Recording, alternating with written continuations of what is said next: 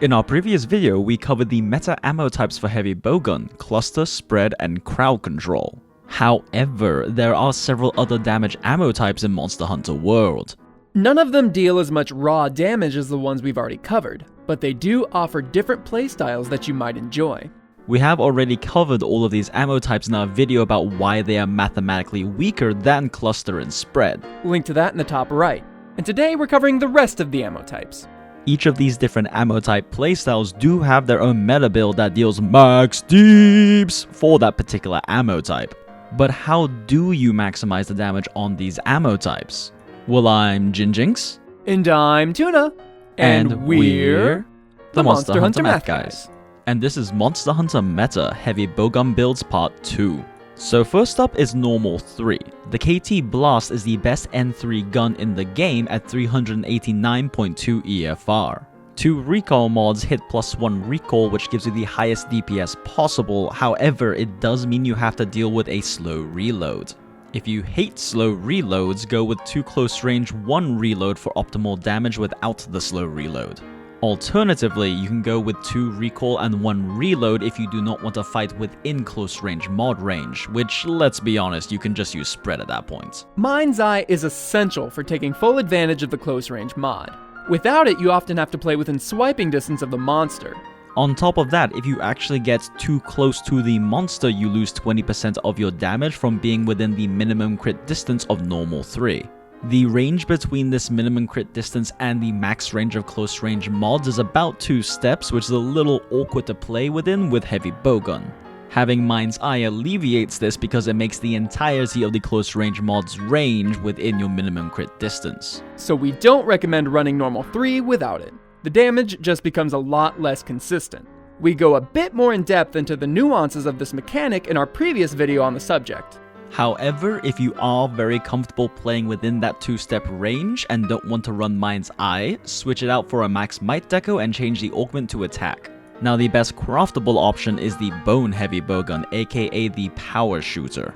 Build literally does not change, the KT Blast is just a flat stat upgrade for the power shooter. The 10% less natural affinity on the power shooter is offset by the 2 extra augments it has. Again, if you don't want to run Mindseye, throw in a max might deco instead and change 2 of the augments to attack. However, we do heavily recommend using Mindseye with normal ammunition.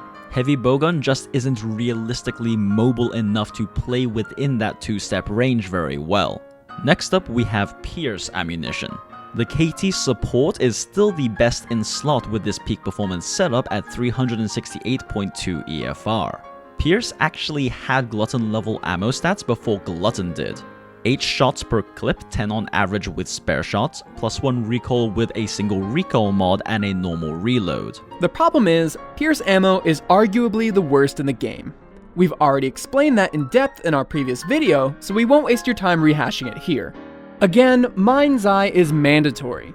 Having Mindseye on your Pierce ammo allows you to take more advantage of close range and long range attack mods. Simply put, the default max crit range overlapping with ranged attack mods is not long enough of an area to go through an entire monster. This also applies to close range mods in the minimum crit distance. This simply means that there will be ticks that you will not get your damage mod bonus on unless you have Mindseye. This means damage lost, and unlike normal, you can't play around it. It's simply a physical limitation of the ammo type. Now you may be wondering why we go with a weakness exploit build even though the damage is not all going to be on weak points. This is simply a matter of efficiently loading the damage where it actually matters. No matter what, some of the Pierce's damage will be on shit zones and deal low damage. It is better to amplify the percentage of your damage that is going to be high damage on weak points rather than thin out the bonus across all of your damage. A 30% higher crit chance on a 6 damage tick doesn't really do anything. A 50% crit chance on a 20 damage tick does. And also just due to the nature of rounding, that 6 damage tick may not even get a bonus from your crit boost 3, which makes it even less efficient.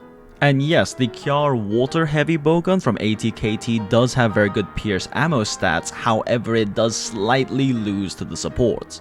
This is due to it not having the level 3 slot, which makes a big difference in terms of the build efficiency. However, if you do not run Mindseye, then it does beat the KT support, but we do consider Mindseye mandatory. So yeah, due to the increased mod usage from the Mindseye build, the KT support is still the best in slot. If you can't get the KT support, then use the Legiana heavy bowgun. This set loses because it doesn't have the level 3 slot and the 10% natural affinity, but at least you can craft it. And at the end of the day, it's still Pierce. Your long range makes you safe, but you won't be dealing a lot of damage. So next up is slicing. I apologize, I made a mistake. In our ammo type video, I said that elemental ammo is the only one that light bowgun does better than heavy bowgun. I was wrong. I have discovered that heavy bowgun also does slicing laughably bad. Every heavy bowgun in the game has to either have a 2 or less ammo capacity, +3 recoil, or very slow reloads. Pretty much all of these make them unplayable. The only one that doesn't is the Gamma Cannon at 3 ammo, +2 recoil, and a normal reload with 3 reload mods. Yes, 3 of them. So yeah, don't bother, just use light bowgun for slicing. It does it so much better. Now Wyvern is a supporting ammo like we mentioned in our previous video, but for Wyvern only meme runs, there are 2 meta builds. I want to quickly clarify something I mentioned in the previous video about the motion value on Wyvern ammo. I stated that it was a 70 + 40 motion value on the initial explosion and a 16 + 20 motion value on the secondary explosion. This is true. However, I did not clarify that only the first values are true hit zone value independent damage. The second values, specifically the 40 and the 20 motion values, are true fire motion values. This means the damage it does changes depending on the fire hit zone value of the part you are hitting. This means that Wyvern ammo is ideally used against monsters that are weak to fire. This does apply to all explosion type attacks, such as cluster, gun lance shelling, and charge blade impact files. However, these other types have a much smaller percentage of the motion value that is true fire than Wyvern ammo does. So it's not super relevant for them, although this does explain why sometimes your impact files deal a few points less damage against monsters like Teostra. Alright, onto the Wyvern ammo builds. This first one is designed to maximize your damage per shot. This is the only one that can realistically end a solo hunt with Wyvern ammo only, at least without restocking. It uses the Horn heavy bowgun. Same thing as clusters here, we just stack raw because Wyvern ammo can't crit. And at 371 true raw, this is the highest a Wyvern gun can go. Artillery does scale Wyvern ammo, so we prioritize that as well. Builds are so efficient now that we can actually fill all the raw increasing skills that are stackable and still have a slot left over. We threw a true shot deco in there, but it's really just a placeholder. If you don't have the Horn heavy bowgun, use the Diablos. It's the exact same build except you lose 5 raw from having 1 less augment slot and gain another level 1 slot to put in whatever you want there. And then we have my personal favorite, the true meme cannon, the Teostra heavy bowgun. This is possibly my favorite meme build to run in all of Monster Hunter World.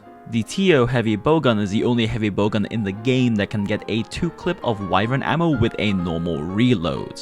In other words, this thing spits out Wyvern ammo. The only issue is that at 295 true raw, the damage per shot is fairly low compared to the Horn heavy bowgun. In a solo hunt, you will likely run out of ammo before the thing is dead unless you have extremely good spare shot luck. But boy oh boy is this a fun gun to use.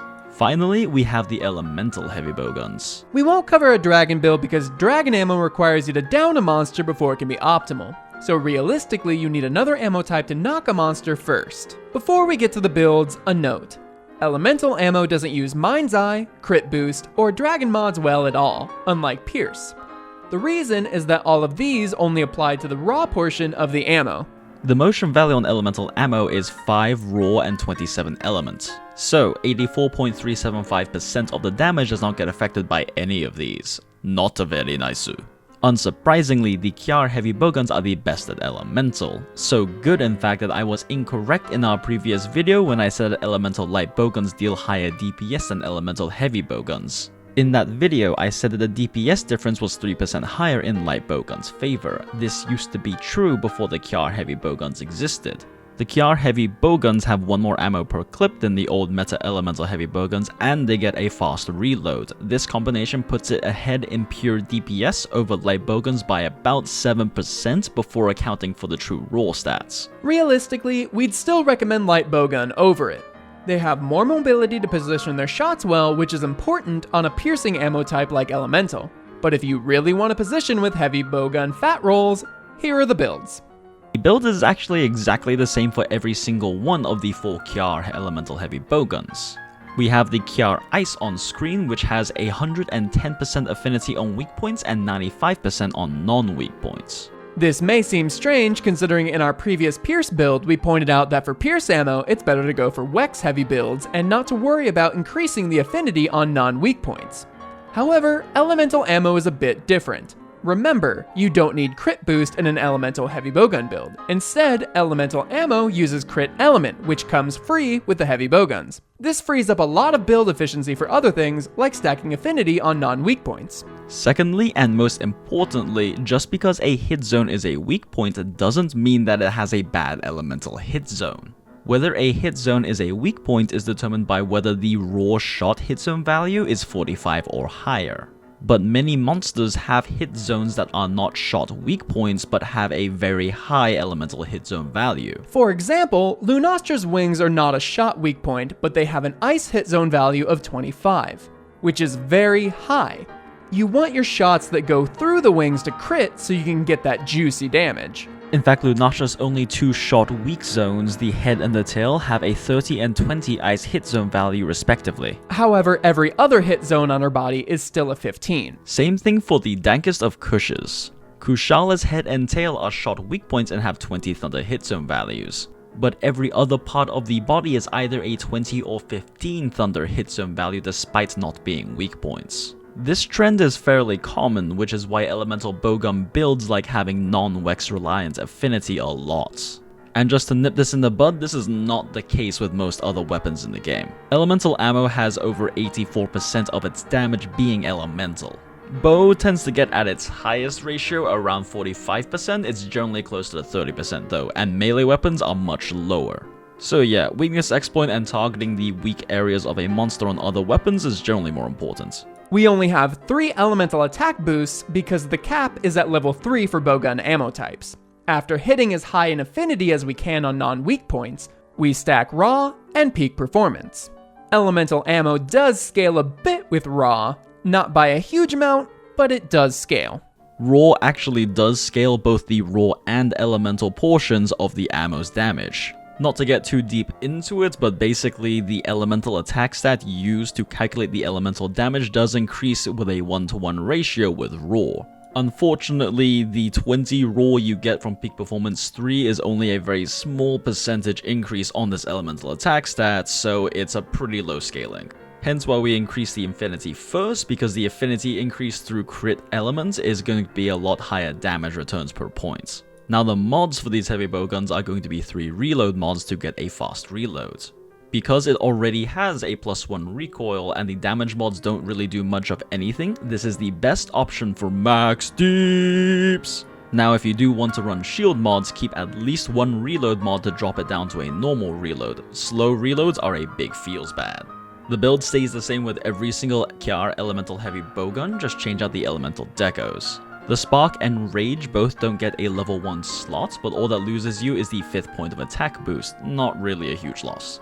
And that about does it, guys. Now you have the meta builds for every single damage ammo type for heavy bowgun. Thank you so much for watching the video. Let us know which weapon you'd like to see us do next in the comments. If you're looking for somebody to hunt with, check our Discord, the Mathalos Nest. You can also check me out on Twitch, where I stream almost every day. Thank you to Honey for providing the tools we use to make sets. And if you'd like to help support Tuna and I, be sure to check out our Patreon. We have some nice fancy new tiers, and we just started up doing community polling with all of our patrons to figure out which guide video to do next. And a huge thank you to our patrons, Ven, Haika, Checklim, Yoshi Cho, John Cohen, Ken, Robin, Bram, Lightweight, Skylar, Lupin, Mongus, Lord Sidene, Jamie, and everyone else who's supporting us. Your donations and graciousness help keep the channel alive. We'll have some new meta sets out soon, so be sure to subscribe and hit the bell icon to be notified when those go live. And we'll see you in the next one. Happy hunting, hunters! Bye!